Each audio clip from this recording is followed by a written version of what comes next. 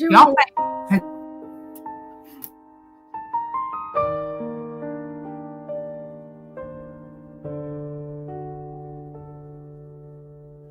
In the murk of twilight's glow, tales of horror gently flow through the annals of the past.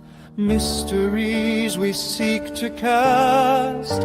In the shadows secrets lie, truth that time cannot deny. Voices echo, stories blend. In the night they never end. True crime tales that chill your spine. Cold cases lost in time. Duo murders dark and grim. Pique your interest, drawing you in. Every mystery left behind. Whispers creeping in your mind. Covering all sorts of crime. Stories twisted but sublime.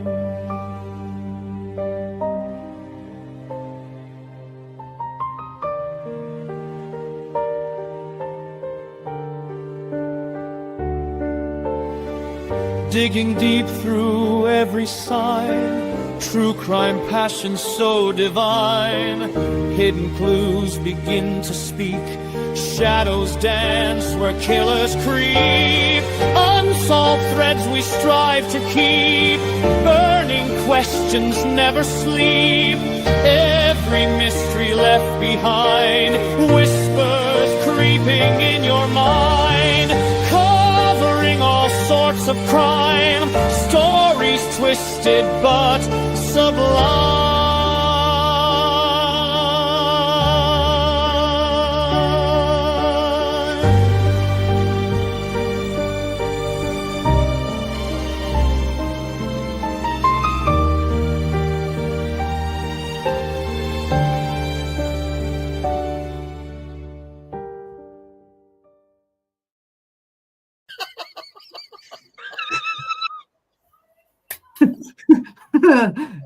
Fucking hell. Good evening, everybody. Welcome into True Crime Duo Does a Crime. Smash me a like, subscribe, hit the notification bell. Fucking behave, but Vindaloo, fucking whatever you were saying, fucking Kumar and Patel. Harold and Kumar. Fucking Harold and Kumar. I'll give you bastard Harold and Kumar. Cheeky beat. Do you know what I'm saying? Can't behave, can we? You know what I'm saying, ladies? Yeah, you can't to be polished. Some people. That's why we're not polished. But for this one, we can actually blame the chat. Exactly that, yeah. Exactly. Yeah, we're sweet and innocent. How are we doing, Cruisy Love? All good? All right, not bad, yeah. I enjoyed yesterday, though. Yeah. I gathered. Thought you two were going to come up with blows on the stream. I can't lie, I'm getting a bit worried. I don't know. I thought clumps of hair were going to start coming out. Yeah, you need to physically get Jess. There's still time. Very true. Yeah, tomorrow morning. Tomorrow morning, she'll see me though. Film it and send it to me. I can put it up as a clip. Clip. Fuck's sake. We'll get there. How are you doing, Renee? Love, all good? Yeah, hanging in there. How about you? You're hanging in there when you've listened to this Dennis Nilsen one, all right? Oh, God. Stacey, all good, love, yeah? All good, darling. Right. Jules, darling, as Jess has popped your name up on the list already. I was going to do the Memphis 3 next week. No, sorry, week after. But because it's such a complex and twisty case, I'm going to have to do it for another few weeks because there's so much in it. And I've only watched one documentary, and Renee said I need to watch more because it's just so much in it. It is so. When you from the first documentary I watched anyway, you think it's one thing and then bam, they throw another one in there to confuse you. But it's Cassidy and Sundance Kid. He's gonna get slapped. I love that movie, by the way. Listen, next time he finds a fanny, he's going to find it with fangs like that. What? Sorry, that polishness, but Vinders, get fucked, fucking Butch Cassidy. Yeah, well, I'd like it to be polished, but there's no point, is there? I don't know why we try, ladies. Isn't it? Get through this chat and then we'll get on to this. Big up, Kevin. Well, Like I've heard. yes, Yeah, definitely. definitely.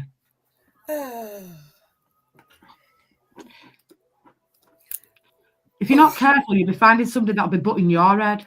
Yeah, give us some butthead. Oh. I'm Butch. Yeah, definitely. She's Butch. But She's Butch. I'm Butch's, and she can be beautiful. That one. See, it'd be nice. Then Jules has to take it to a whole new level, doesn't she? That's not even the best one. The best one was when she put Cagney and Lacey. I think she was trying to put Cagney and Lacey. Have I got past that now? Oh, Cagney and Lace, bitch.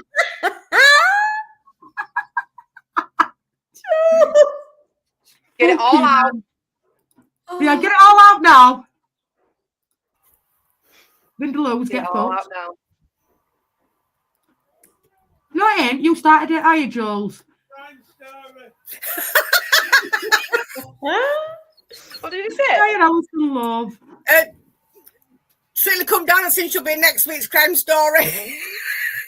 Why? Who's gone? No, I'm sorry. I don't know what was. Go on, Jules. Go on, Drilla, darling. Use the power. Abuse the power. Right over to you, Stacey. Love and ready to go when you are. Okey-dokey. Right. I like how she paused. I like how she muted to celebrate. Anywho. Cruiser. Panel? 1 minute, Stace, before you do. I've heard that you've got a new CD player. Do us a favour, love, and get it fit by somebody professional. I don't want it ending up on fucking roof. You know what I'm saying? It's not a CD player. It's just Stereo. a normal touchscreen stereo with everything on it. Please don't put it in. We'll take the feedback all apart. Leave it. Leave it to somebody that knows what to do. Susie, just zip tie it in. It'll be fine. What is it with the children coming off the kids? Well, let's go. Let's get it all out. Let's go. Professional. All right, Lightby, are we ready to go? We're ready to go. Let's go. Right. Panel. I know my mum and Jess know this person. Renee, how familiar are you with Dennis Nilsen? I've seen like a 30-minute TV show on him and got really freaked out. Well, he's dubbed, this might help you, he's dubbed the UK version of Jeffrey Dahmer. What a guy. Yeah, so it kind of gives you an inkling. I think it's because he actually went for men, not. Like just, it is very similar to Dahmer. Oh, dear. I know she can't buy the jewelry. So cannibalism too, huh? Oh yeah, he could. Oh, he used to. He was grimming when he read. I don't think I've put anything like that in the presentation because something that we can discuss it. You know what I mean? Rather than have it all in. Can anybody explain what that is before we go? Though, okay, guys, don't get snacks for this one, okay? Just leave the snacks until later. Yeah, don't get snacks for this one. Yeah, no. Maybe get yourself a beer, but leave off the pretzels, maybe. Yeah. Leave off the meat. If you've got any meat, I would advise you not to eat it. No. Whatever's not in the presentation, Jess and my mum, bring it up. Feel free. Let's go, Stacey. Let's go. I'll leave it out. So then people can just add their own opinion. Right. Let's get this. So this is Dennis Nilsen. It's a young photo and his mugshot. Looks like Sutcliffe to me. Yeah. A lot of people will say that, especially his young photo. Very similar to. Got a bit of Craig on it. He's got them horrible black eyes. Have you noticed most of them have got them eyes? What reminds me of Sutcliffe is he had those really black eyes, you know. It's like abyss eyes, isn't it? Like you're staring into the abyss. Creepy. Yeah, we always say the eyes of the window to the soul, don't they? Indeed. Yeah. He had no soul. Moving swiftly on. That's why his eyes were black pits. Go on. So this is actually a quote from Dennis. As is my desire, the most beautiful creature in my universe is sleek, slim, male youth. Oh, you creep. He was creepy. He was. So, who was Dennis Nilsen? Dennis Nilsen was a serial killer born in Fraserburgh, Scotland. Although Nilsen acknowledged his homosexual inclination, he never felt at ease with them and began to express his feelings through murder and dismemberment. His first victim was in 1978, and he confessed to killing 12 young men and dissecting their bodies. When police apprehended him in 1983, it quickly became clear that if they had connected a series of reported incidents from fortunate escapees over the previous 5 years, they may have been able to stop his horrific killing spree much earlier.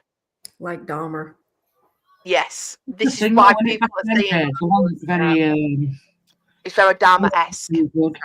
Yeah. F. What a creep. I mean, to murder somebody's bad enough, in my opinion, but then to start dismembering the body and doing what he did to those bodies were absolutely grim. And bless up to Dino Rod, because if it wouldn't have been for Dino Rod, that fucker would have still been gone. Yeah. Because he was putting bones and flesh down toilet and stuff. Not many serial killers can turn around and say that they were found out by Dino Rod. He's got to be the only one that's been found out by Dino Rod, let's be honest. Yeah. Got to be. Yeah. Not that's how he was caught. I mean, I'm not being funny, I mean, listen, we all have a strong nose for some things, right? But how could he live in that house with all them bodies in there? That smell. Oh my Lord! How did the neighbors not start complaining about the smell? They never did. They complained about a smell, but all they were bothered about were drains being blocked. So suppose if they want to run up for drains, this fucker would have still been going on. It could be still going on.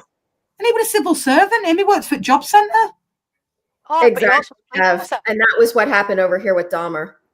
Yeah, he was also. That's right. What Kevin's saying there is bang on the money, because I suppose in the 70s and 80s being gay were a bit shunned upon, wasn't it? It wasn't like how it is today. Even though it's still not accepted wholly today, it's a lot better than it was in the 80s. And he always went for people that he kind of knew wouldn't be missed.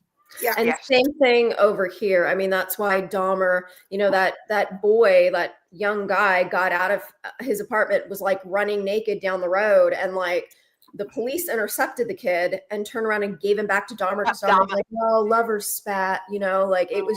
They just thought it was a big joke, and he killed that kid. It's really horrendous. He would a bit thingy though, because some of them he'd let them go. He wouldn't murder all of them, so he'd bring a lot of gay men back, but he would pick and choose. Oh, he didn't kill. I think which was survived. Don't you think that'd give you like serious PTSD if you're one of the people that survived? One of them dead. Well, you want to see what he's done to one of blokes. He can never talk the same when he strangled him and put his head in bath, because he had this, he drowned him and stuff, and the guy, you can tell. Yeah. It was in a sleeping bag. Yeah. He was a strange one with Dennis Nilsen. Like Jess said, this bloke is ruined for life. And he actually was brave enough to go to court, and Nilsen's solicitor or barrister Nilsen brought up his promiscuous. He was a constable. You're right, Kevin. He was a constable in police. And he lasted a year. He didn't like it in police force, so he went on to be a civil servant. And but you're spot on. He wanted. Wasn't there something funny about him? That surname Nilsen, like that sounds Scandinavian to me. Wasn't one of his parents Scandinavian? His dad, maybe. Maybe his dad, yeah. Okay. Yeah, right. 1 minute, right? So, she's 1945 born, Fraserburgh, Aberdeenshire, the second of 3 children born to Elizabeth Duffy White and Olav Magnus Mokashem, who had adopted the surname Nilsen. Moshkim was a Norwegian soldier who had travelled to Scotland in 1940 as part of the Free Norwegian Forces following the German occupation of Norway. After a brief courtship, he married White in May 1942, and the newlyweds moved into her parents' residence. So he was Norwegian, the father. Yeah. Okay, and so the wife was Scottish then. All right. Yeah. Okay. I just thought that was a Scandi last name. Yeah, no, you're right. You're spot on. Right, so Nilsen was born on November 23rd, 1945 in Fraserburgh, Scotland. His parents had an unhappy marriage, which led to Nilsen, along with his mother and siblings, living with his maternal grandfather, whom he cherished deeply. Nilsen stated that the sudden death of his beloved grandfather, when he was only 6 years old, along with the traumatic experience of viewing his body at the funeral, contributed to his later behavioural issues. Afterwards, his mother remarried and had 4 additional children, which left Nilsen feeling isolated and lonely. Recognising his homosexual feelings, he reported to have no sexual experience during his teenage years, and at the age of 16, he joined the army. He trained as a cook and worked as a butcher in the Army Catering Corps, acquiring the skills that would later aid him during his 5-year killing spree. Well, I suppose if you are a butcher, or like that, you do know how to cut. If you cut it, I know cutting meat. I know that sounds really grim and it's a comparison, but cutting meat to cutting a body is probably the same thing, isn't it? Really, It's quite similar. Like you hear about that with hunters. Like if you can field dress animals, then you can do it with people. Yeah, That's exactly what Tony's dad used to be. He used to work in the army, the catering corps, and he could make anything. That's probably why he just could do it. He was like second nature, like cutting bodies up to him because in army, like there were no, like I know for a fact. I don't know about you ladies, but I would gag. I couldn't do it. Yeah. Oh, I couldn't do that. I don't think I could do it. You got to have a very strong stomach. Yeah, you would. Unless you've got power tools, you've also got to be pretty strong too. Do you know what I mean? Exactly. Like, yeah, I do know what you mean. Yeah, and I don't think Rennie, and I don't know if it stays here, but I don't actually think he used anything electrical, did he, to cut the bodies up? Nope. It was all knives and stuff on it, like mallets. You know what you were on about over there, Rennie? All hand. All by hand. And all in the house as well. Or what he'd do is, he lived in a few places, I think, did Dennis Nilsen, and he would burn the bodies in a fire, try burn the bones. In the first flat he lived in, he was in a downstairs, so he had access to a garden. So the majority of his victims were burnt beyond recognition. Yeah. And then he was in the top flat in the second one, where he had no garden. So he used the floorboards and stuff. Oh God. Oh yes. Right. After leaving the military in 1972, he began, as Kevin has rightly put out, he began police training, where he developed a keen interest in more visits and autopsy corpses. Although police work provided him with opportunities to indulge in his morbid interests, he ultimately resigned and transitioned to a recruitment interviewer. Nilsen's first official encounter with law enforcement occurred in 1973. David Painter, a young man Nilsen had met through his job, alleged that Nilsen had taken photos of him while he was asleep. Painter was so outraged by this that he required hospitalization following their altercation. Nilsen was taken in for questioning regarding the incident, but was later released without charges being filed. Well, if I watched a documentary, I think at the time this was actually reported, it was one of his former police officer friends that interviewed him. And he actually turned around and said to the police officer that he reckons Nilsen would be doing a lot more dangerous things, and he was spot on. And I bet he was doing stuff in them morgues. Don't tell me he wasn't doing what do they call that when they do things to dead bodies? Necrophilia. You want to necrophilia, anyone? With some bodies. I mean, how can you get like a keen interest in dead bodies? I do not know. The grandfather, seeing his grandfather's dead body. Yeah, all right. But I'm sure you guys in your time have seen a corpse in a coffin, dead. I have personally. Yeah, I've seen a few dead bodies. That sounds grim, but Big up on and I've been to an open casket funeral as well. Yeah, and I've even cleaned dead bodies. So you know what I mean. It's not like I was don't have this obsession with them, was it? Do you know what I mean? No. It sounds like a song. Early life continued. In 1975, he began living with David Callaghan in a garden apartment located at, as we mentioned, 195 Melrose Avenue in North London. Despite Callaghan's denial of any homosexual relationship between them, this arrangement lasted for 2 years, and when Callaghan departed, Nilsen's life started to decline into a state of alcohol dependency and isolation, ultimately leading to his first murder 18 months afterwards. I don't think he could deal with being lonely, Stacey. Yeah. No, he couldn't. He had this fear of being... But every one of us in our own way on this stream or in general are lonely at some point. Yes. You know, like Rennie lives on her own, for example, but that doesn't mean Rennie then feels the need to go out, pick a bloke up, bring him back home, murdering him and sitting him in a chair talking to him because... Do you know what I'm saying? Like, I've never done that, not even one time. No. Wow, I would have thought not, Renee, love. You know what I'm saying? Not even I mean, I the know one. people are lonely out there, but not to what he did. Absolutely not. Yeah. No. And I know he was a bit of an alcoholic. He did like a drink and stuff like that.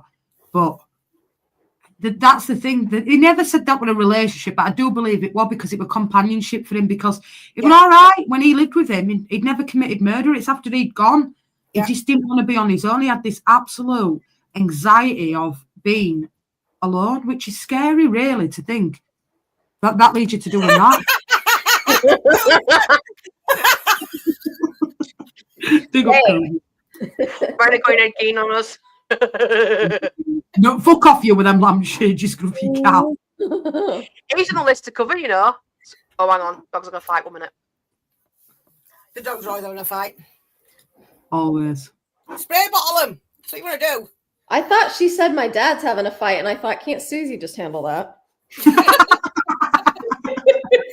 Hey, listen, it's bad enough finding out that it took 4 to move that frigging trailer from one garden to this garden.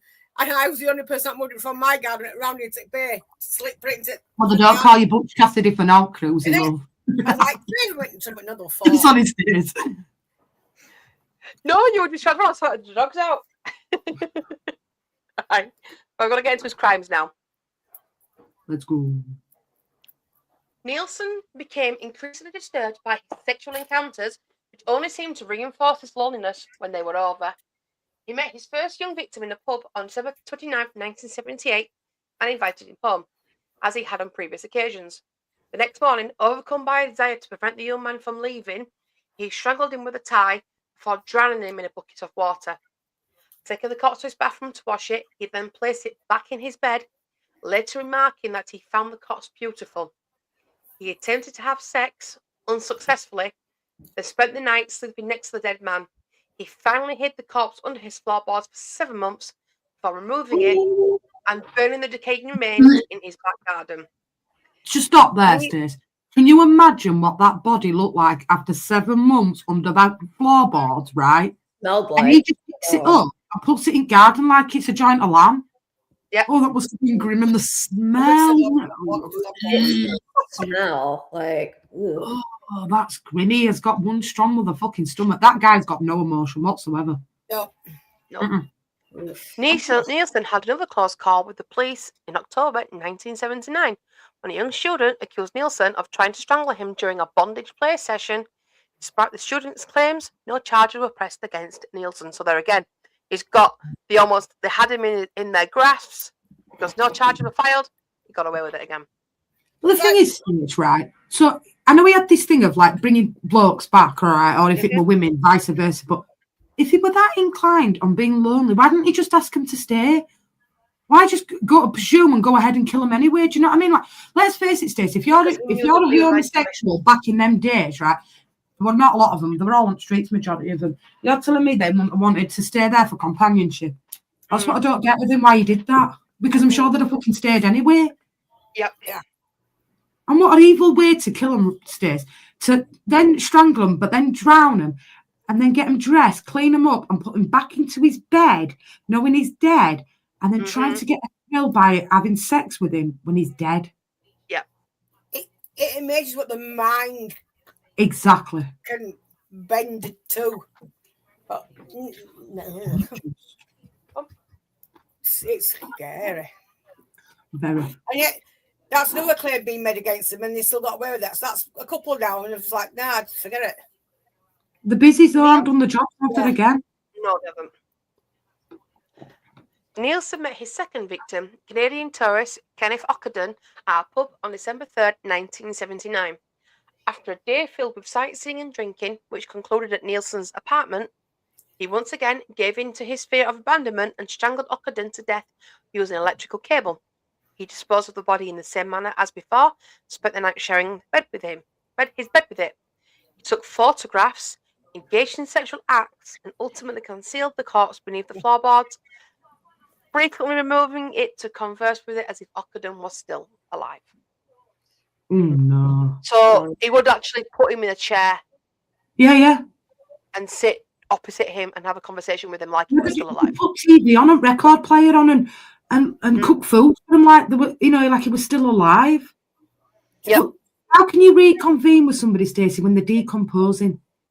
Exactly. Like that is a whole new level of grimness. It's sick. I just can't. It's the smell for me. Like, have you ever had chicken that's gone bad? And Yes, the smell of it. Oh, exactly, and that's just a After little. 7 months, Rennie, taking a body out from under floorboards after 7 months. I mean, I'm not saying it'd be more like skeleton, but the smell of it when he's lifted them floorboards up. Oh my god! I watched one where I can't remember what program it was, but a guy had done the same thing, and they opened the door and walked in. There was cat litter all over the house. Apparently, it's the only thing that would stop the smell of decaying bodies was cat litter. You've worked in an old kids' The cat litter I use doesn't even like you got to clean it every day, or you smell cat piss. Like, so Yes. I find it crazy. Exactly. Even the most expensive cat litter that you use, Rennie, it still fucking stinks. I used to use that cat salmon when I had mine, and it still stinks. And that's cleaning it every day. Yeah. Man, they must have had some good cat litter. That's all I can say. It's like when you work in a He care must have been nose blind to live in that. What? Under floorboards. He must have been. And fucking, mind you, we were on ground floor in that flat, so I kind of get Yes, that one. But yeah. Yeah, it's colder as well. It's been in the floor. True. True. So his third victim, some 5 months later, was Martin Duffy, a homeless 16-year-old who he invited to spend the night on May 13, 1980. As with his first victim, Nilsen strangled and then drowned him before bringing him back to bed. Sorry, guys, and masturbating over the teenager's corpse. Gracious. Duffy was kept in the wardrobe for 2 weeks while John Ockenden under the floorboards. So that's somebody's under the floorboards. But that's putting him in a wardrobe for 2 weeks, so then he will have decomposed. You know what I'm saying? That smell. And then just putting him under the floorboards with another body, thinking it's like burial site underneath fucking floorboards. It's absolutely gruesome. Did warn you guys. It is gruesome, though, isn't it? I do believe he's one of the most gruesome ones in England that we've had as a serial killer. Yeah, he has. He's up there. Agreed. His subsequent victim was 27-year-old prostitute Billy Sutherland, who unfortunately followed Nilsen home one evening. He was also strangled. One of his victims, 24-year-old Malcolm Barlow, an orphan with learning disabilities, was quickly killed by strangulation. By 1981, Nilsen had murdered 12 men in his apartment, with only 4 of them being identifiable. Considering his tendency to target the homeless and unemployed in a large urban area, this is less likely shocking than it would be in a smaller community. Well, to be fair, Stacey, in his sense, the people that he went for wouldn't have been missed. That's exactly where they go after prostitutes. Let's face it, police, with certain things, as rape against women, shall we say, they're not interested in. Homosexuality in the 80s, the busies weren't interested. Let's be honest. It were quite a stigma. So those people that went missing, they'll have known they were homosexual anyway, and they'd have thought police not really care, to be honest. Can you see why he was dubbed UK Jeffrey Dahmer, though?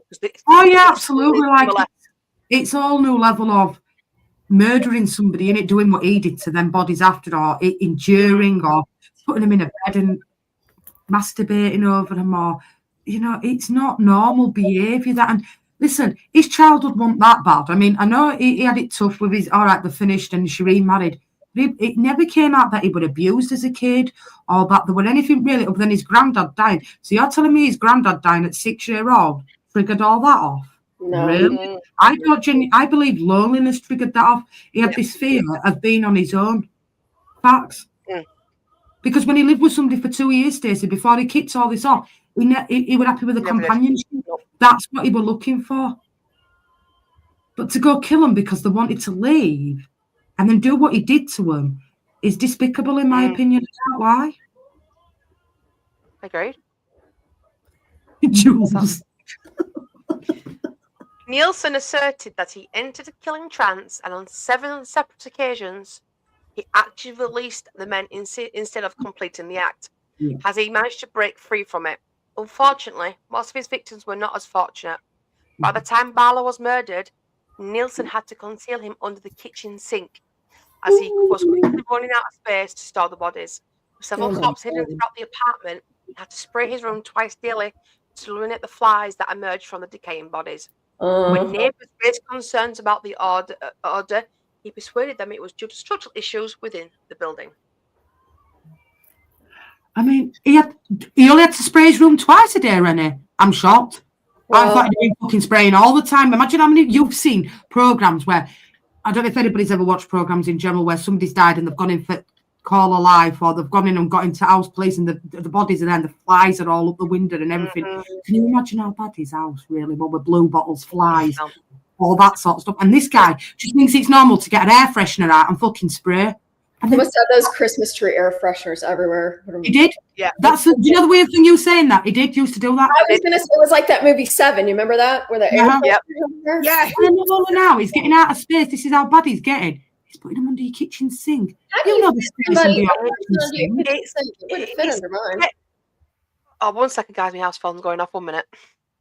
You know, as well as I do, Cruzy, sticking a body underneath where your sink is, there's not much room under there, Cruz. I was going to ask you what y'all got under there, Narnia, because I can't fit a person. I can't fit one of them under Mrs. Biddy's, not with fucking sink and then pipe that comes down. You've got no chance. No. Yeah, y'all got some magic areas under y'all sinks there, because I can barely fit what I need to fit under there. Because when neighbours raised concerns about the smell, he persuaded them that it was due to a structural issue with the building. What a smell is. Well, the thing is, right, if there was a structural issue with the building, why weren't they informed about the structural issue with the building?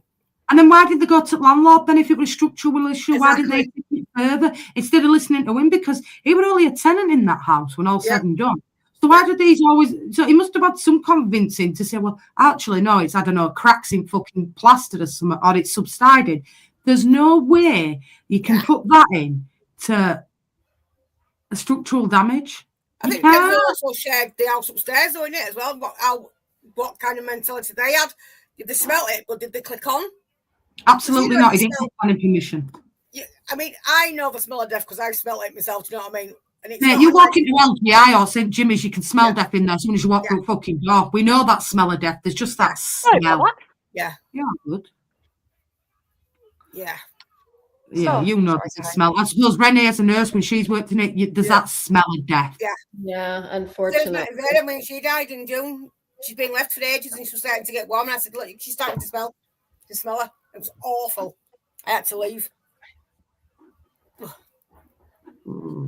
wasn't the best. No, I can't believe it. How can you strip for... Oh.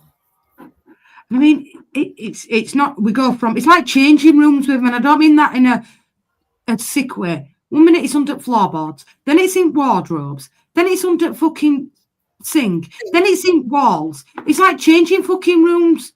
Fuck me. Yeah. Right. So I'll continue. Sorry about that. To dispose of the bodies, he would strip off his clothes and dismember them on the stone kitchen floor using a large kitchen knife. Occasionally, he would also boil the skulls to strip away the flesh, placing the organs and viscera in plastic bags for disposal. He buried the limbs in the garden and the shed, or stuffing the torsos in suitcases until he would incinerate the remains in a bonfire at the end of his garden. At times, he would maintain fires throughout the day without arousing any suspicion from his neighbours. After fire had consumed the flesh, he typically crushed the bones, and police later discovered thousands of bone fragments in the garden during forensic investigations. But he must have really burnt them bones. You know as well as I do, Stacey, if you've ever had a fire or out like that, or if you've ever chucked a carcass on it or out like that, you know how long that's some burning. That had to be some heat to get that into And that was his first one, wasn't it? So that was his first house where they found all these fragments. Yeah. He must have been seriously burning them bodies, Cruzy, for it to go into dust bone. Let's be honest. Bone don't burn. So that to see what government's fault.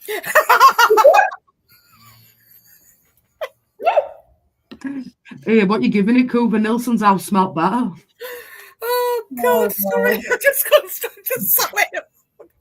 Yeah, it's got to be at a certain temperature to burn. Well, this is the thing, innit, Kevin, right? As we would, like, if we started doing that, like, I can, we fucking neighbours would be out, why are you having a fire at this time of night? What's going on? Clearly, them neighbours were just all blasé to it all. They had, like, he had the anti-Karen neighbours. They were not. It's like, I've just moved up next door to me. They had a fire one night in back garden. Last one 4 doors down. She came round, bought your fucking gate off, and went round back and dragged fire out.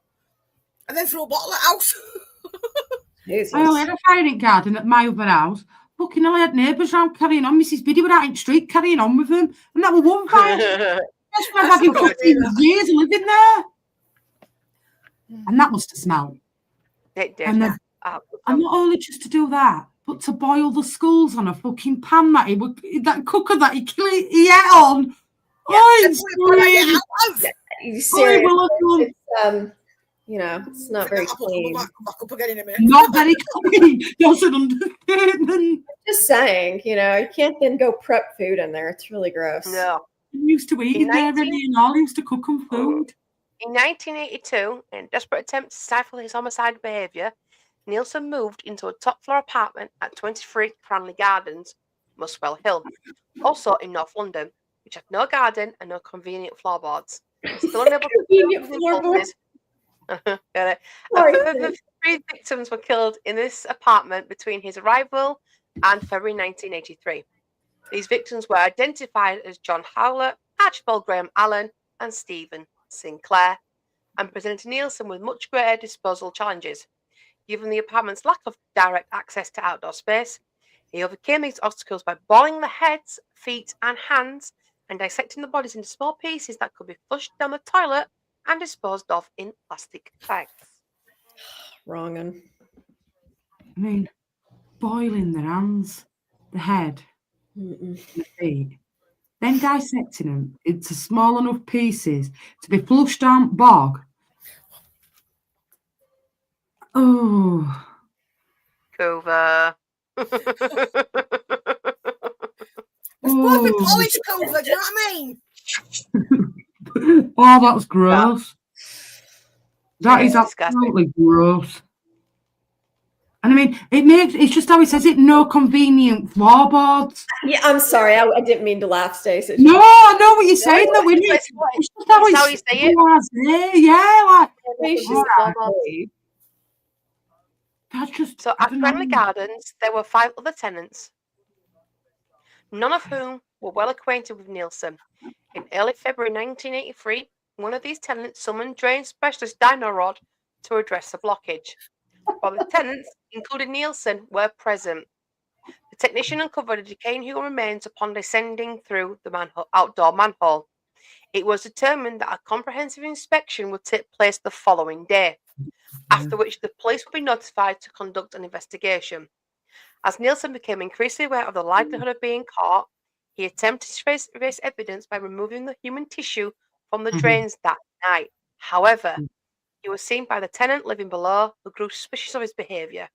Reports indicate that on the morning of February 9th, 1983, he jokingly told a colleague, "If I'm not in tomorrow, I'll either be ill, dead, or in jail."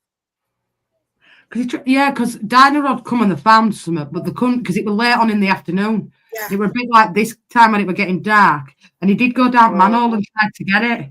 What were down there, but because he flushed, and I know this sounds really grim, a lot of flesh and stuff like that.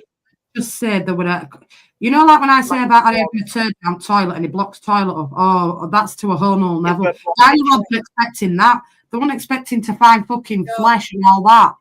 But what on earth possessed him to flush body parts down the toilet? That's got to be a first, does that? For that time. Of the time, yeah. But I don't know. I can't. It's just trying to get his thought process is difficult. You can't because you don't understand it. How do you understand it? How do you get into his thought process? Because there's no way of getting it. No, there's just nah. We can't. We can't even get into his thought process because we're not like him. No. But that's taking to a whole nother level. I can't lie. Like flushing skin down toilet. I've never known not like it. I've heard of what about in America, Renee? Have you had any serial killers like that over there that have done that? No, not normally in the toilet that I know of. I mean, you hear about people putting like putting bodies in old wells and things. Yeah. Like, and I've heard of somebody putting a body in like a leach field, like their septic tank area. Yeah. Mm-hmm. That's happened before, but this guy was Dennis the Menace, is what he was. Yeah. Nilsen was met on the evening of February 9th by Detective Chief Inspector J, who informed him that they wished to question him in relation to the human remains that have been discovered in the drains. Here we go. Upon entering the apartment, Jane noticed a pervasive foul odour and asked Nilsen what it was, at which point he calmly confessed that they were looking for what was stored in the bags around the apartment, which included 2 dismembered heads and other larger body parts. At this point, he knew the jig was up, and he saw no point in denying it. So he just went, yeah. He just literally, when they came in though, Renee, right? They came in, the 2 officers, and he just went, they're in that wardrobe over there. You know, that is kind of how Dahmer was. Like, they looked in the fridge, and there was like human heads in the fridge, and he was like, well, jig's up. Yeah. When you've got your caught, I guess. It's horrible, but you open the fridge and somebody says going, hi! Can you imagine opening somebody's fridge and there's a human head sitting in there with eyes wide open? But that reminds me of the Gainesville killer, Gainesville Ripper. Yeah. Of him with the head, the kind of shock of finding a head like that. I mean, them coppers couldn't believe it when he just said they're in there. Obviously, when he opened the wardrobe up, he just went, they're in there. As cool as you like, Rennie. No motion, no nothing, just they're in that wardrobe there. Yeah, no, I mean, they've been doing it for so long. I'm sure though, when he got arrested in the car, I'm sure he confessed to more. As he got arrested going into the police station, I think that's where he'd confessed to everything and said, well, look, I've done a lot more than... So the victims Nilsen was convicted of murdering were Kenneth James Ockenden, 23-year-old Canadian tourist, killed December 1979. Martin Brendan Duffy, a homeless 16-year-old, killed in May 1980. William David Sutherland, 26-year-old man from Edinburgh with a child, killed in August 1980. Malcolm Barlow, 24-year-old orphan, final victim at the Melrose Avenue address.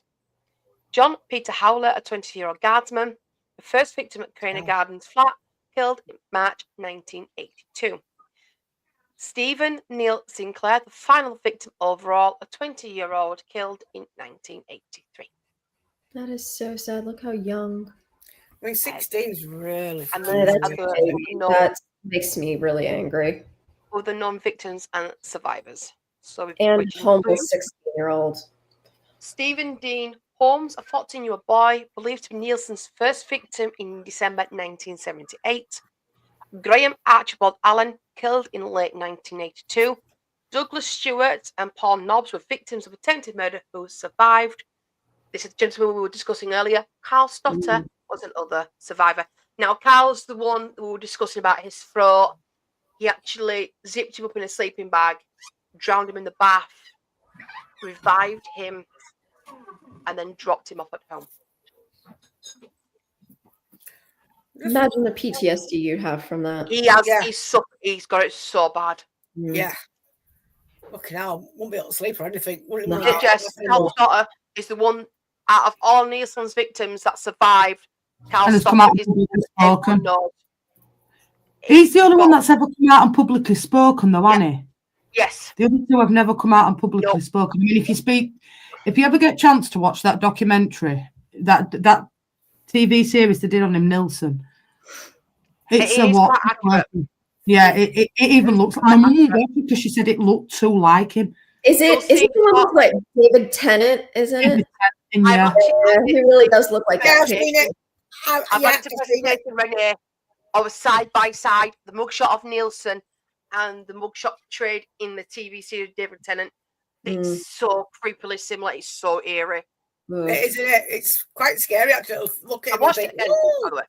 Arrest and trial. Upon his arrest, he provided comprehensive information regarding his killing spree. Sorry about the exclamation mark. I just realised I needed to move that. Acknowledging the attempted murder of confessing to the murder of 15 young men, even after receiving a legal warning. He also acknowledged the attempted murder of 7 others, although he can identify 4 of them. Throughout the process, he displayed no signs of remorse and seemed keen to help the police gather evidence against him, even leading them to his former residence to indicate specific disposal locations. Following his confession, Nilsen was detained at Brixton Prison while awaiting trial. Here we go. During his time there, he filled over 50 notebooks with recollections to the aid of prosecution and created what he called sad sketches that illustrated his treatment of some of the victims.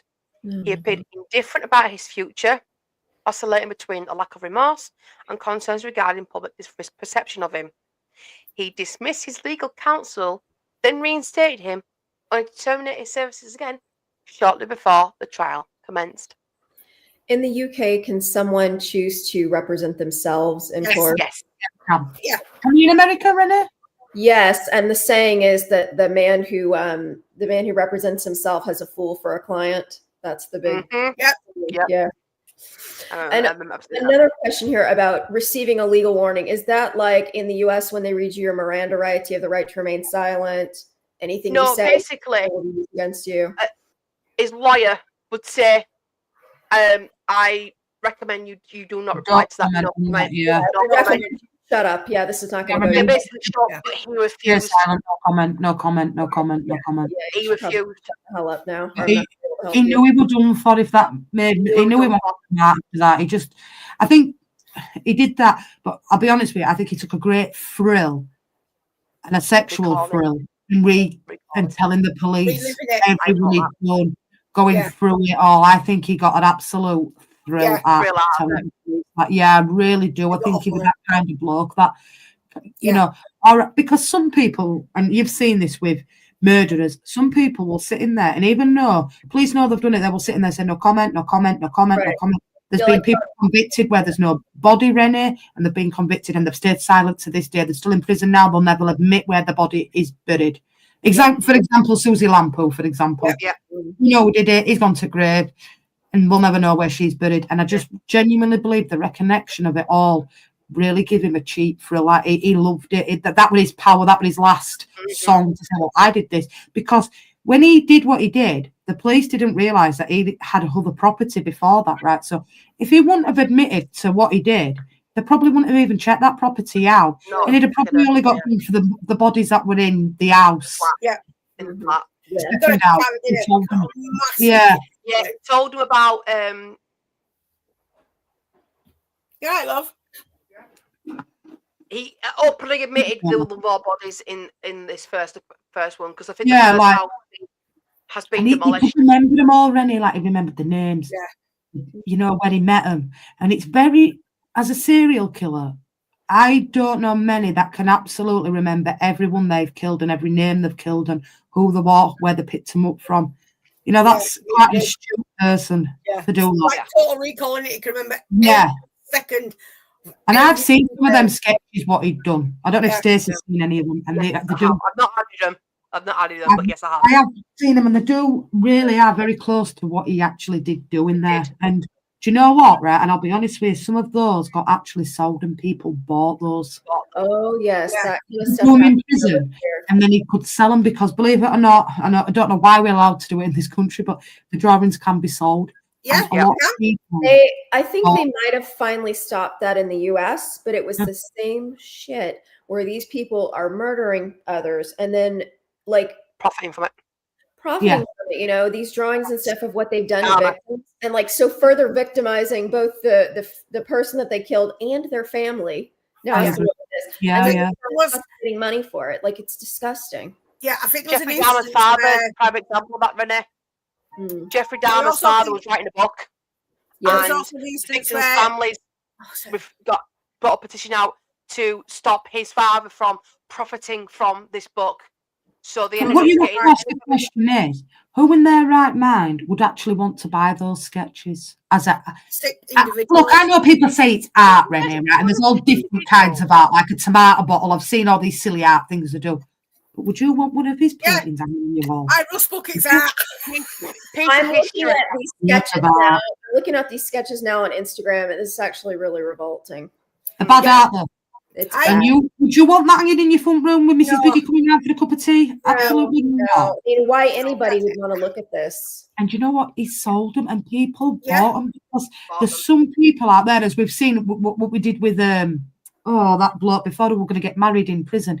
That some people actually get a thrill out of that.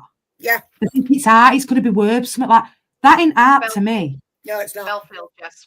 Yeah, Belfield, that's it, Steve, right? Would you want a piece of his artwork hanging in your room? No, not really. I like Of what- crime and stuff, but no. Oh, speaking of I crime, wouldn't want that. Like, I get it with what's his name with Beard, who's been in there since Manson. Manson. Now, some of his artwork is really nice, Manson. Mm. Him. But it And his doesn't depict memoirs. it doesn't depict his Do you know those his notebooks? murder. They were sold on in auction, those Yes. notebooks.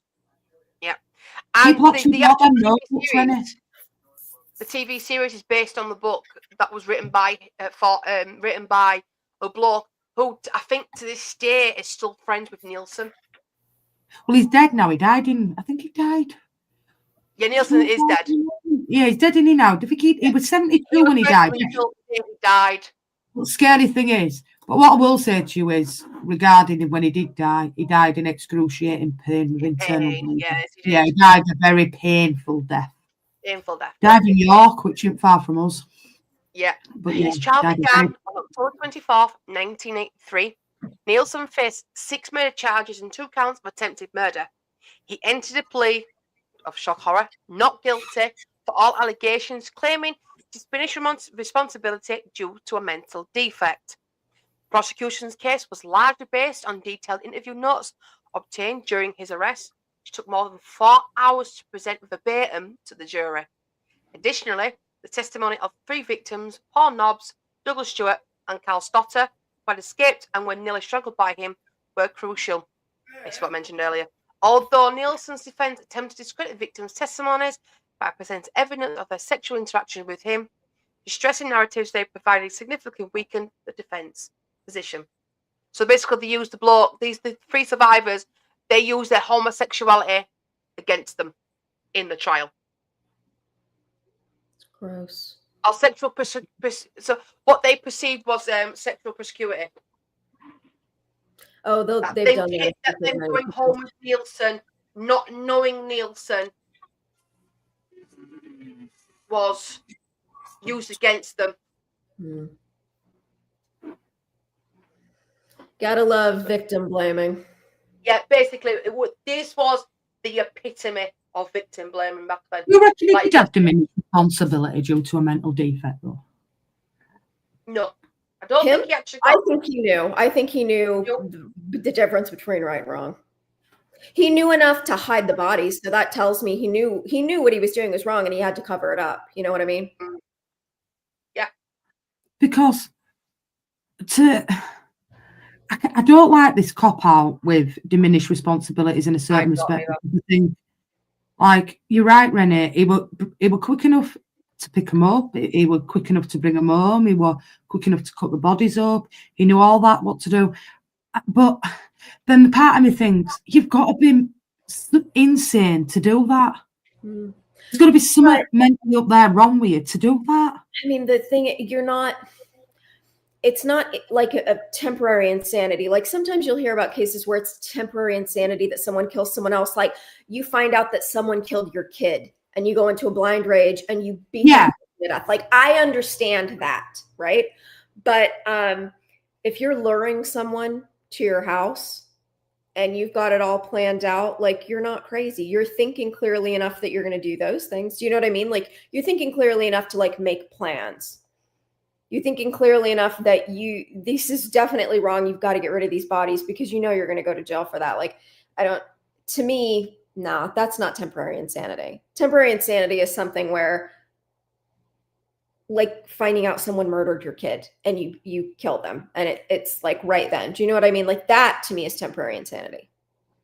See, diminished responsibility is used quite a lot in England, Renee. It is used as quite a lot. I think Beverly Allen ended up with that. She's in Rampton, which is a mental hospital. Yorkshire Ripper ended up in Broadmoor. Yeah. It is used quite a bit. I mean, I get it and I get that side of it, but then I think like something's not up there quite right, Renee. Yeah, no, you're not hardwired correctly. Like that. You know, like, yeah. But it is used a lot in this country, is diminished responsibility. They try it a lot here. You know, the one that I went along with, the one, I don't know if you remember that, Andrea Yates that drowned her children in the bathtub. She had 3 or 4 kids and drowned them in the bathtub. Mm-hmm. That woman to me was like not mentally, like truly, I think she was insane.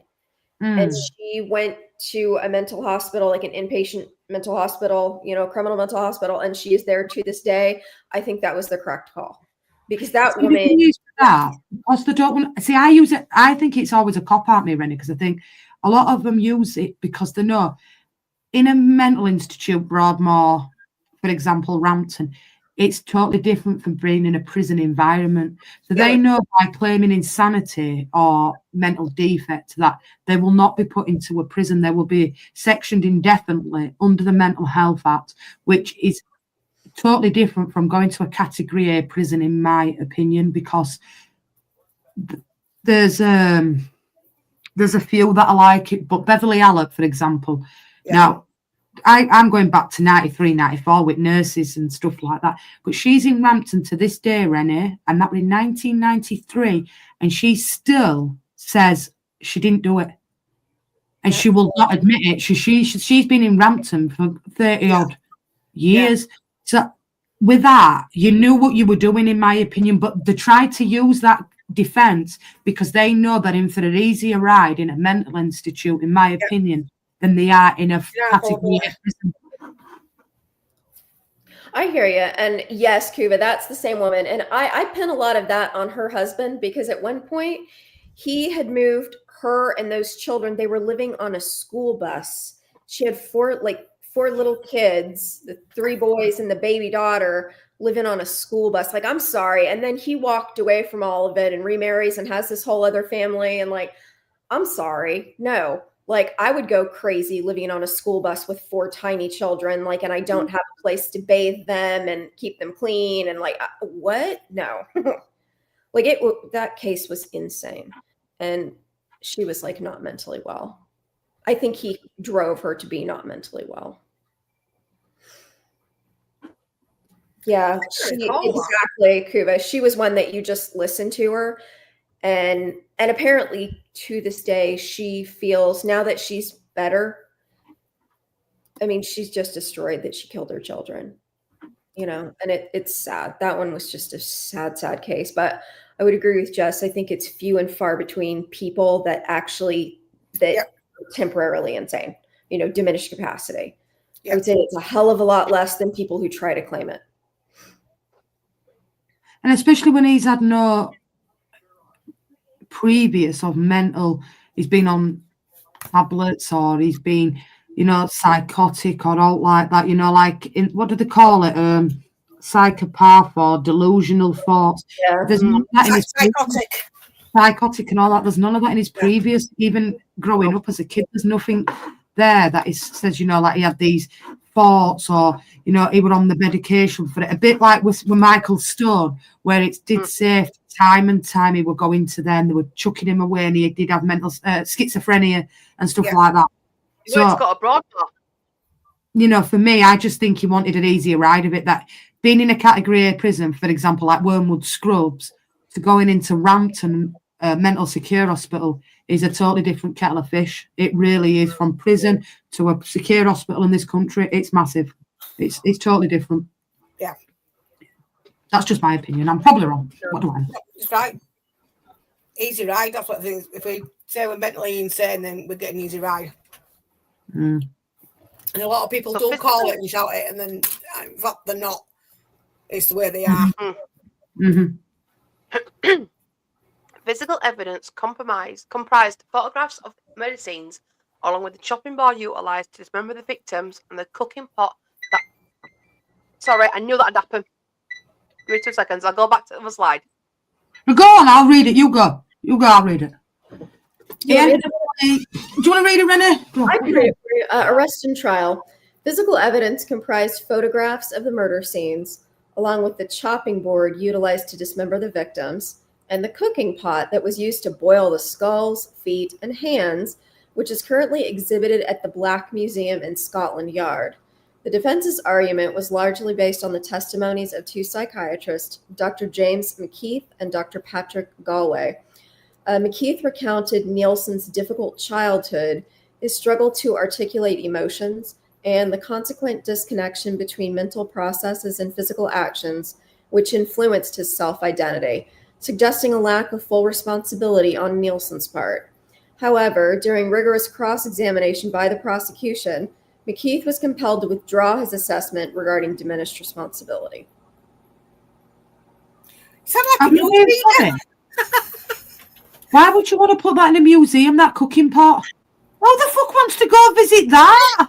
You know, in the FBI museum, they took the Unabomber, like, remember that Unabomber guy that blew up all the stuff in America over all these years? He lived in this tiny shack out in, like, Colorado in the middle of nowhere. Like, they moved the entire shack and have it on display in the FBI museum. Weird. Oh, that's grim. I mean, that's why do crazy. people do that? Why would you want to go visit that? Going up to Scotland. I tell you what, I'm going up to Scotland to see that cooking pot that we used to boil skulls, feet, and hands. And then Yeah. I would go through this Black Museum. It's probably got some interesting stuff, the Scotland Yard Museum. I mean, I wouldn't mind going, like, to be fair. Yeah, I I mean, it does look like a pretty intrigued now. museum. Road trip.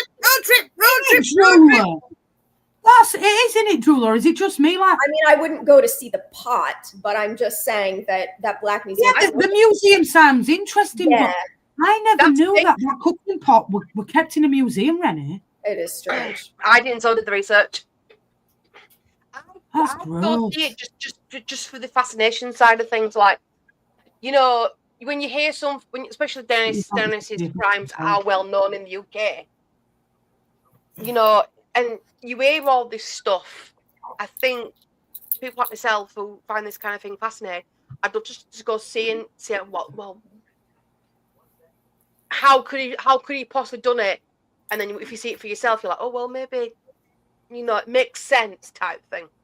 You know, the funny thing about that, Kuba, is the more of this AI shit comes online and it's causing all these problems, the more you start reading that manifesto by Kaczynski and going, this is getting a little too on the nose. Yeah, a little too on the nail. Just wandered off again. That's another one you could do, Stace, is the Unabomber. He was an interesting one. That's on the list. That guy was Let me just double check. genius. That is on the list. Oh, it's not. Thank you. I've actually got the list up on now it's on the list. Yeah, he's an interesting one. He's still alive and is in that Florence Supermax prison in Colorado, where 23 hours of the day you're in lockdown. It's meant so that you never see another person. Yeah.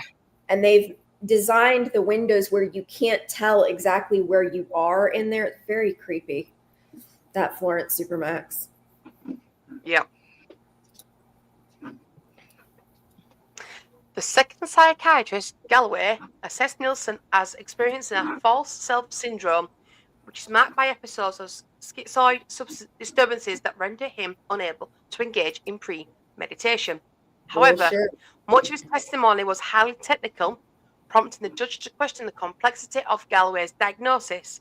The prosecution presented Dr. Paul Borden as a rebuttal psychiatrist who dedicated significant time to evaluating Nilsen. He found little evidence to support the claims made by the defense psychiatrist. Dr. Borden indicated that Nilsen exhibited manipulative behavior along with some indications of mental irregularity, yet he remained aware of and accountable for his actions. I think that's bullshit saying he can't premeditate. Like, he was premeditating. He was in his house. Like, that's all premeditation. Well, they were premeditated because as soon as he knew they were going to leave the house, he knew we were going to kill him, Renee. Exactly. Yeah. That's all premeditated. Like, come on. I don't want to hear it. And I don't believe he was psychotic. I mean, clearly he's wronging. There's something wrong. He's wired up wrong, Renee, but I don't think he was mentally ill. In my opinion, I don't know. I think he knew exactly what he was doing. Because he carried on doing it. He killed 15, Rennie. tried to do another 7. And if it wouldn't have been for bloody Dinah Rod, God knows how many more he'd have gone on to kill. Bring up to Dinah Rod. And he went, look, Renee, he didn't go for run-at-mill people, like middle of the road, people that had been missed. He had a certain type, like you pick up in a pub at 16, 15, and that. He knew exactly what he was doing, and he knew exactly who to go for, in my opinion. The homeless 16-year-old, the kid that was in his early 20s. I mean, it's people that, it's like that Green River serial killer that was going after prostitutes, knowing that these are women that are addicts. These are women that will go away for long periods of time. Like, family's not looking for these women. They know what they're doing. It's all premeditation. Sorry. Yeah, I agree. So what are you doing week after me then, Stace, before we move on to the next slide? Let's take a look at the list. So we do that. Say them. I said, it's all right. You can message me. I'll do it from now for it. That's all. I haven't thought about it yet, because the Memphis 3 was on the top of the list, and I need more time with that one, because like I said, that's a bit... I'm not saying he won't crazy cool, but I'm not saying I don't think he was mentally ill neither. Yeah. I'll go through the list and I'll decide. Get back to me. I think, well, in the US, when you talk about somebody getting like temporary insanity, it means that they literally can't understand the difference between right and wrong in that minute. And I don't think that fits this guy. Like, this guy knew what he was doing was wrong. So I just don't think, although he clearly, something was mentally wrong with the guy, I don't think, just based on what we're looking at here, I just don't see how he would qualify for, like, didn't understand the difference between right and wrong. I just think he'd have been lonely. And maybe because when he was on his own, like when his mum had all them kids in his next marriage, maybe that's where he's got it from, because he did feel isolated with another 4 kids and another. So maybe that's what it is. And I don't know, because I don't know if it's the same legal requirement as it is here over there. Like that to get the temporary insanity over here, it has to be like, you can't understand the difference between right or wrong. Like, you are so mentally disturbed. Yeah. You don't get it. I agree. Okay, so continue. Did they get checked in don't they, as well? To assessments here for them. Almost doesn't know anyway. Listen, Drew, before I move on, if it's like Harry's shit, love, no wonder. Say no more. In conclusion, the judge eliminated most of the psychiatric test terminology that had confused the jury, clarifying that mind can possess evil traits without being classified as abnormal. The jury convened on November 3rd, 1983, but could not arrive to a unanimous decision. The next day, the judge consented to accept a majority verdict, which is very rare in the UK. At 4:25 p.m., they announced a guilty verdict on all 6 murder charges. The judge sentenced Dennis Nilsen to life imprisonment with no possibility of parole for a minimum of 25 years. Nilsen passed away in prison in 2018. I like that your judges can overturn, like, you don't have to have a unanimous jury decision. That, I think, especially that's fantastic. Yeah. Do you know what's scary though? How they didn't reach a unanimous decision on that case. Yeah. I think the difference, like, what I bet it is, like, the meltdown that probably happened in that jury room had to do with, can you be evil and sane? Or if you are evil, does that make you crazy? Because, you know, here the judge's clarification, and I have a feeling that the jury probably asked for clarification on the legal standard. He's saying, look, no, a mind can possess evil traits without being classified as abnormal. That I would be willing to bet the jury asked for the legal clarification. True. So, yeah. I mean, I have a lot of respect for people that are on these really bad jury cases. I do have a lot of respect for them. That's rough. You're not getting paid. And you have to listen to a lot and see a lot. Yeah. I had a friend who was in Vegas. She had to be on a jury case for a young woman in her early 20s who was murdered and dismembered by an ex-boyfriend. And she had to go to like therapy and get medication after it because she wasn't able to sleep. It was bad. So I mean, I appreciate that people are willing to sit in a jury and listen to all these horrible things and then do their best to come up with a fair, a fair judgment for a person, and they take it seriously. I have a lot of respect for that. Agreed. So, this is Cranley Gardens, where his crimes have come to light here. He placed victims under the floorboards as he had no garden to dispose of bodies like his previous home. There's film clips of Dennis in his previous home showing said garden where his victims will be found. It looks like a house. It really looks like it's really pretty. Yeah, so this is Melrose Avenue, where Dennis' first crimes were committed. He used the garden to help dispose of victims by burning them. This is where homemade videos of Dennis showing this home. With his dog in it and that bloke who we stayed with for 2 years. That's the videos in it, yeah. Did they tear this? Did they tear this house down? No, they're both still there, the houses. Oh, God. That one not there. The other one is, though, isn't it, where Dinah Rod was? The flat's still there. Yeah. But Melrose Avenue was demolished. Because when they demolished it, because he was in the bottom flat. And he had bodies that's under the floorboards, right? Yeah. When they demolished the house, they actually checked for any more bones. Oh, gracious me. So, they did that with Cromwell House, didn't they, as well? They knocked that one down after. Fred and Rose West, that's just a walkway now, isn't it, that? Yeah. Mm-hmm. And the same with BTK's home. Demolished that as well. But the funny thing is, though, I'm just going to go back to the flat.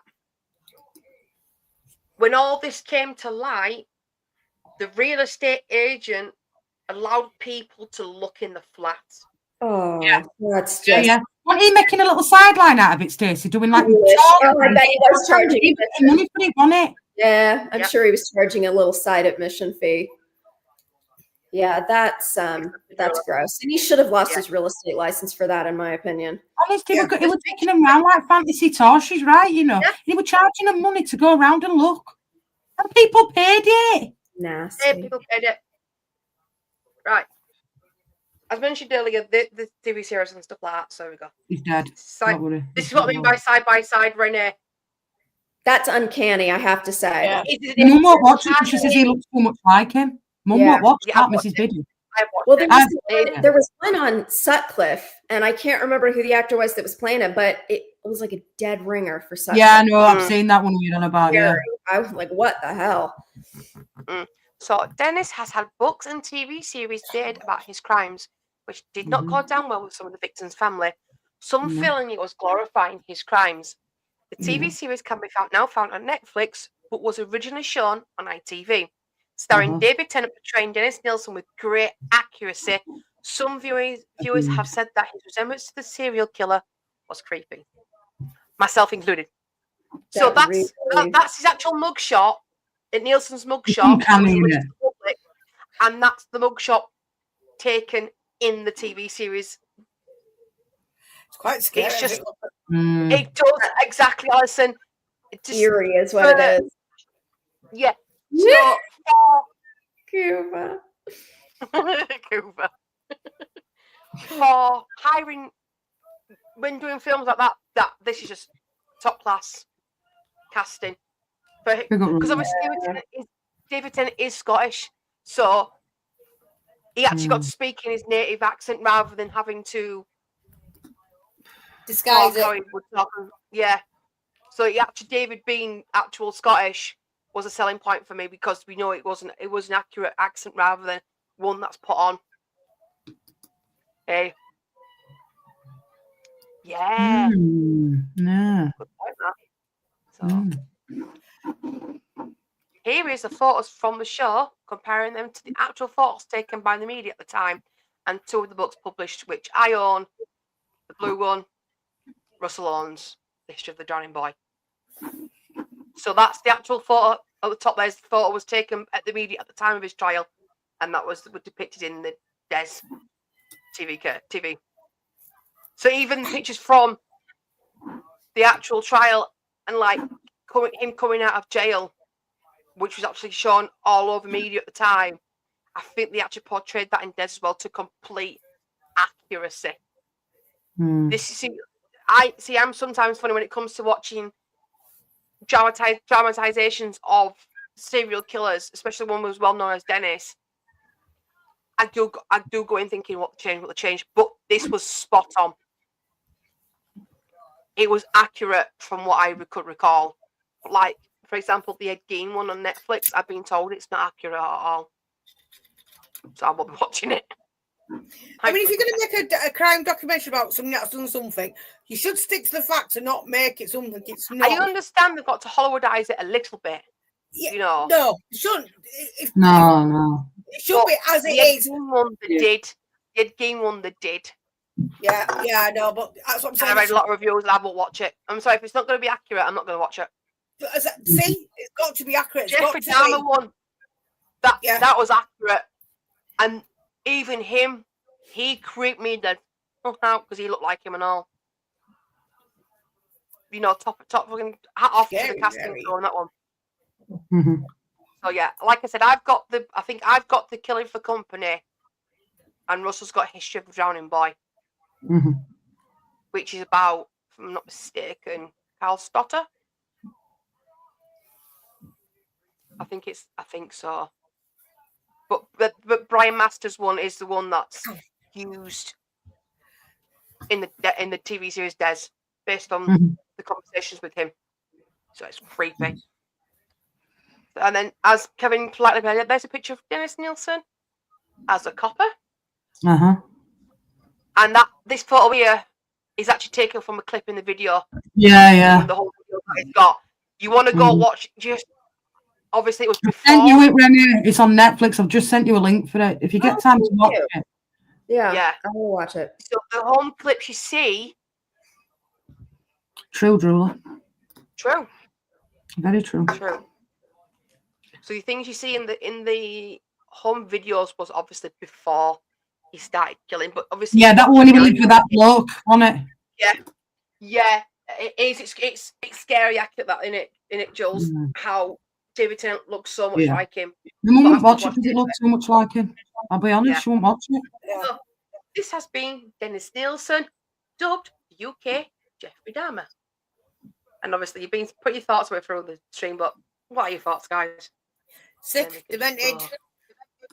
Guilty as charged, Your Honour. Whoa! Sad state of affairs is, though, even though he was only done for 6, after the fact, after he was convicted, they started identifying more. Yeah, they did, And still to this day, some are unidentified. Exactly. See, the thing is, though, when they've done so many killings, they don't charge them anymore because there's no point. No point, because they're going to stay in. Yeah. I mean, it's wrong because he's killed them. But he got away with their murders and he should have been charged. Because a lot of the bodies in that first house, he burnt them. And he burnt them to singes by bone fragments. And I mean, more or less dust. You can't tell who that was. No, there's no fingerprints. There's no dental to regard with dental records or anything like that. There's no DNA. No, exactly. As advanced as it was now. Well, DNA didn't come out till 1986. Didn't DNA. In fact, that's another case to actually look at how that started the DNA, because there were 2 lasses that got killed, and obviously that's where DNA came from.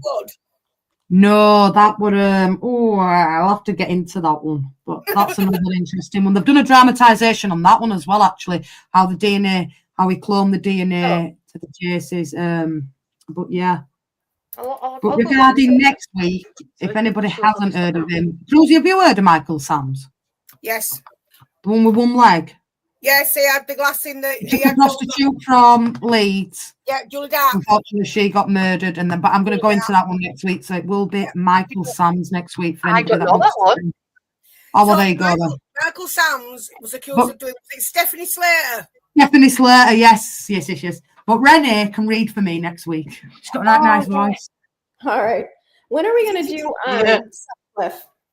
Sutcliffe? Get Stacey to do it week after. She's not sure what she wants to do. I want a medical mum. There you go. Get Stacey to do Sutcliffe week after. There you go, Stacey. I'll do Sutcliffe next. Michael Sams and then Sutcliffe. But Michael Sams was, do you know what, right? And this is very true. So I don't want to spoil it for everybody because that's next week, but they never knew who it was that had done this, right? No, and we did a crime watch appeal. Yeah. And when he phoned the estate agents for this ransom money, he said, the estate agent said something to him and he says, never you mind. And that's all he said was, never you mind. And you know what? His wife recognised his fucking voice, and that's how they caught the bastard, because they didn't know who it was, because this guy was very clever in it. That I heard that story. The wife heard the voice and was like, wait a minute. I know that. Well, they were divorced, but he said he rang this estate agent, and obviously they tapped the phone, and they asked him something, the estate agent, but I'll get into it more next week, and all he said was, never you mind. As simple as that. And she were watching it at the time, and that's how they caught him. And bearing in mind, this guy only had one leg. Yeah. Because he had a prosthetic leg, and he left, not just that, he left all these clues around. It wasn't just like where he wanted the ransom money. It were all these clues and phones and stuff left in telephone boxes at the time. It's a very, very interesting thing. Did he add the bridge on the last yeah, the last one, he put a cat box on the top, and he had to pull the ransom down, and he had a motorbike that got him away down the train paths. And he was from Keithley, Michael Sams. He was from Yorkshire. Clever bastard. He was a very clever man. I'm not, disputing what he did. But the only reason they caught him is because of wife. Never you mind. All that's saying. Never you mind. So it'll be interesting to get into that one next week, because there is things that they reckon he's done other than the two that he's done. So I will get the PDF done this week, send it out. But if you want to do a bit of research on Michael Sams, that's next week's case. And then Stacey, I do remember doing that. Yes, Stacey. There you go. I know she's going to give me that one. Put a whiteboard on your wall so you can write. I know, but I've explained to you off stream. I know. I don't mind doing it. I don't. I know. And we've got a Christmas quiz coming up on 19th, just full Christmas. It's going to be a bonanza quiz, though, that 100 quiz questions on Christmas. Films, music, everything. So that's something to look forward to. Next Sunday will be Michael Sams, and the week after will be Peter Sutcliffe. And then we may take a break from it just over the Christmas period, because I don't think you want to be hearing about murder over the festive merriment time. Can't lie. And then we'll regroup back the week after January, if it's so. This week, next week, crime. I don't think you want to be hearing about murders when you're eating your Christmas dinner with family and enjoying family time. I don't know. Depends who you want to I don't know about many Christmas murders. So. You know what I'm saying? No, it's not murder. Typically not very many festive murders. Oh. No, I didn't want to offend anybody by, Christmas bringing into murders. Oh. Yeah, we could talk about Santa instead. Take care, Vinny, and thanks for the super chat. I'll get my Toblerone on, don't worry, since you bring me one back. That's a crime. Not even worth a Toblerone. There we go. Yeah, Home Alone will be in quiz. Fucking love Home Alone. Stacey can do 50 questions. Home Alone is perfect, I'll isn't do it? 50 questions. Just that, Home Alone. Yeah? You up for that? Yeah. What you were going to keep on? In fact, no, we'll sit backstage, and between me and you, we will do the quiz questions together, so we don't get the same questions. We'll sit backstage and do that. Yeah, because we might, with general knowledge, it's very vast. It's very unlikely that we're going to pick the same questions, but Christmas, we could end up with the same. So don't put it in your diary, 19th of December, 100 questions bonanza on Christmas. Has anybody got anything else they would like to say before we wrap this one up? Sorry for giving you nightmares again. Oh, yeah. Would any panel or chat, I have spoken about this bloke before, would you have any objections to me doing the a presentation on Ed Gein? I know it's very, very gruesome. Listen, you watch it at your own peril. Yeah, I don't need to watch about him, and it's just horrific. I'll never look at a landlord in the same way again, facts, but we'll go with it. So that can be the case after Christmas then, Stace. Yeah. Sweet. If you're on New Year's Eve, we'll do New Year's Eve. Oh, yeah, New Year's Eve. Yeah, I'm not going to be doing out for New Year. I won't be going out. Do I'm something. not going And then out. again, I thought we'd have something a bit light-hearted on New Year's Eve, like a party, karaoke, No, we party can do. away, We some could party do a games. crime. Do a Oh, crime I've got stream. some quiz. I've got some games for the panel on New Year's Eve though. Yeah. Oh, That I've got in Stacey, especially. Oh, that I've got in especially. Lads, lass. no. Definitely not doing that, but it won't take Stacey long. Hey. Anyway, Roland might get us those New Year's Eve answers in this year, and we might know who won that quiz. It's only a year, like. She has no mercy, but unless anybody's got anything else to say, I think we'll wrap this one up, peeps. Enjoyed that. Bless up to Stacey. Great work as always. Thank you. Big up to Renee for joining us over the weekend when she's been hard at work all week. Bless up. Big up to Cruzy, who's going to fuck that van up as always. Rust bucket on the road. Incoming. And big up to myself for just appearing. But on that note, guys. I'm winning the F1. Oh, I liked you. I did. Now you can get fucked. Hello. Anytime, Drula, anytime. You know what? I'm glad he won. Do you know why? Because he's an English guy, and it's about time somebody else took over the world. All of us saying thank you and all. Verstappen. You say may as well. Research for this week or your homework, Michael Sams. Next Sunday, 8 p.m. You know where to be. On that note, big up to everybody for the weekend. Big up to Stacey and Renee for helping me out today. It's appreciated as always. One team on this channel, one team. We do it the right way. You know when it's real on this channel. And on that bombshell, it's a good night from me and Don't Have Nightmares. And it's a goodbye from her. And I'll repeat it.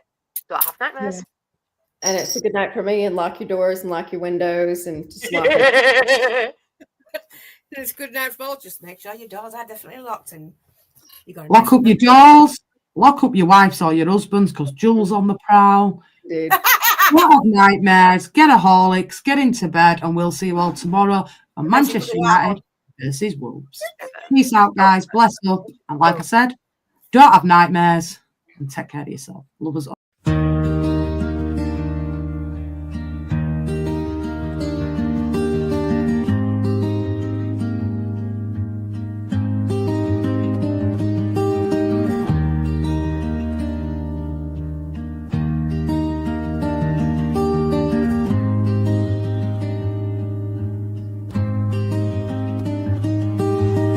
Like and share, we shall see